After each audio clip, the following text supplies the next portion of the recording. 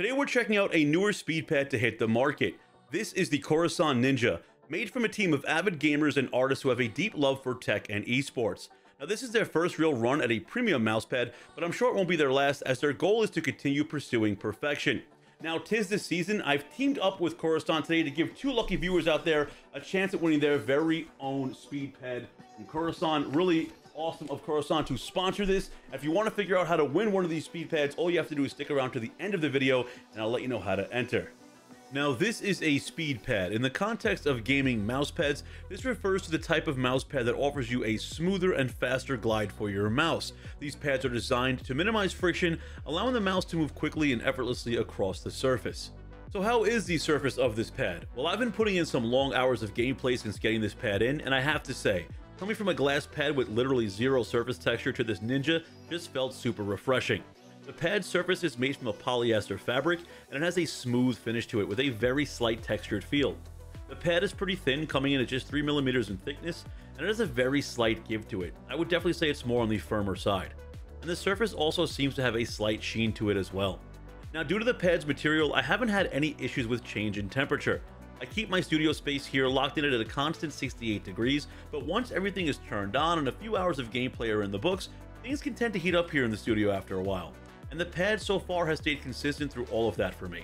Now, just how fast is this speed pad? Well, I've tested a few mice here, first being the latest Pulsar X Lite ES, which is a larger, heavier mouse overall, coming in around 65 grams with the regular PTFE feet. The glide felt more natural. The smooth surface with the heavier mouse just allowed me to move it much quicker than a regular cloth pad, almost giving me the effect of the mouse feeling a tad bit lighter. The mouse is intended for palm grip, and tracking did not feel sluggish at all for me. I was able to move quick and stop on a dime. I then went light, really light. I grabbed my Final Mouse ULX, which comes in at just 34 grams. Mine is one of the lightest ones out there, again with the stock skates. And this thing was a bullet. It was like I was back home at Rockefeller Center on ice, skating under the tree. Gliding was that smooth, to say the least. The tracking was phenomenal, though I did still struggle here with the hard stops. After a while though, I was able to control it more. The slight texture on the pad for sure helped guide me to do so without me giving up any of the movement speed. Lastly, I didn't game too much with this mouse, but this is the original X Lite equipped with glass skates. I was curious to test how glass skates would perform on this Ninja mousepad, and to my surprise, the speed wasn't as high as I anticipated. Oddly enough, this turned out to be an advantage, making the hard stops more manageable compared to using glass skates on a standard cloth pad. Overall, the tracking for all mice was excellent, smooth, consistent, and the hard stops were easier to nail compared to faster pads I've used beforehand. Now, can we expect a slowdown in this mousepad's performance? Well, Kurosun states that the pad requires a bit of time to adapt to hit its peak speed. This is what they call the break-in phase, and it typically lasts around 50 to 75 hours of usage, and it's a standard part of the process.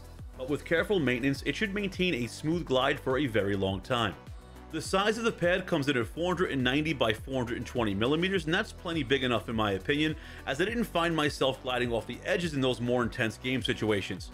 Now, the Ninja logo is done very well. The Ninja looks like it's straight out of a video game, and I love the full combat stance. It's overall really badass looking, and it really gives the pad some more life aesthetically. Now, you can't feel any of the print either on this Ninja design, which is great. But you can feel the Kurosun logo here in the bottom right as it's raised off of the surface of the pad.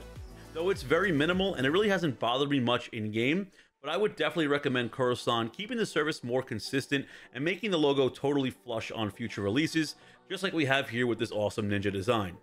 The black and white design of the pad is an absolute home run in my opinion, as it not only matches my setup perfectly, but I can see this being a more universal colorway and matching most people's setups out there. Now, the stitching on the edges is pretty flush with the surface. It doesn't raise up too much or get in the way, though you can feel it ever so slightly if you glide over it with your skates.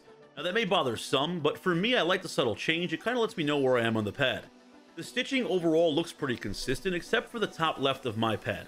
This just seems to be where the stitching either ended or started, and it seems to be doubled up here and slightly raised on this one corner. Now, again, I never really found that to be a big deal, as I don't usually end up that far up on the left side of the pad, but I did find it to be more noticeable aesthetically.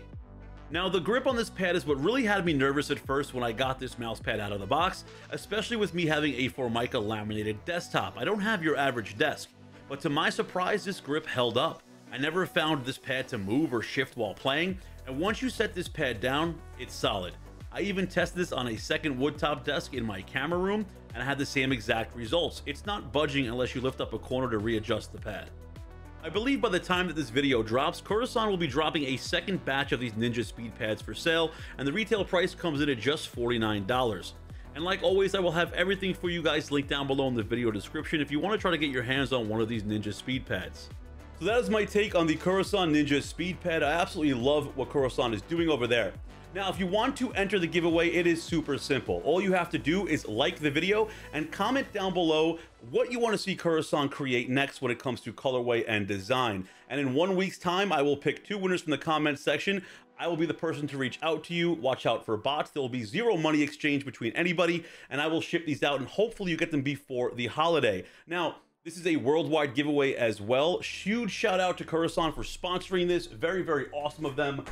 Absolutely in love with what they're doing over there. The speed pad is absolutely amazing. That's it for me. Most importantly, if you guys are new here, please consider subscribing, as I want to grow this community bigger and better, and I can do that with the help of you guys. That's it. You guys stay safe out there. I'll see you on the next one. Peace out.